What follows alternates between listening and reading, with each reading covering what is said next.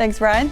And for many, a cup of joe is the first thing they reach for every morning. Adults consume an average of 135 milligrams of caffeine daily, and I'll give you perspective of what that means and how much we want to drink, which 135 milligrams equals about a cup and a half of coffee.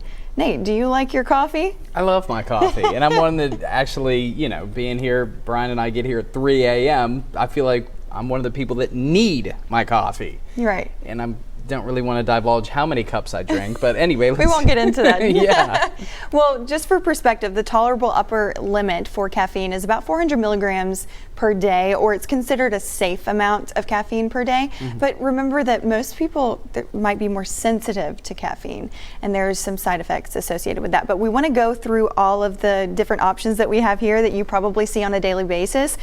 Loaded teas are a big thing right now, right in today's I feel like a lot of people run through the drive-thru and get a loaded tea. They taste good, but they have a lot of caffeine actually, and they have about 100 to 285 milligrams of caffeine.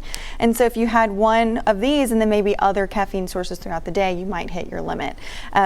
Black tea is the highest amount of caffeine in tea. It's about, this one has about 80 milligrams of caffeine in this 18 ounces. Diet Coke has about 40 milligrams of caffeine. And this Prime drink, you may have seen it in the news, having some negative headlines associated with it.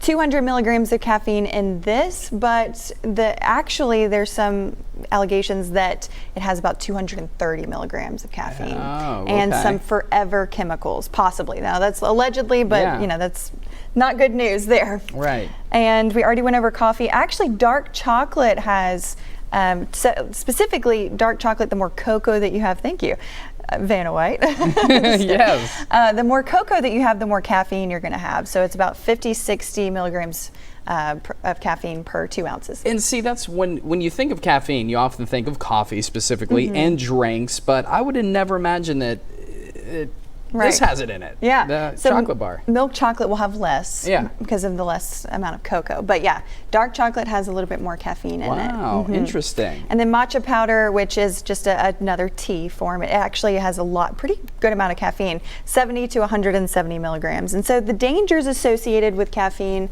are typically you're going to have increased anxiety, maybe jitters, nervousness, heart rate, you're going to increase your blood pressure, you might experience withdrawals, which can lead to a trigger of a migraine. And caffeine intake later in the day, as you know, will probably impact your sleep. It can increase the acidity in your stomach and cause dehydration because it is a diuretic. So make sure you're drinking plenty of water.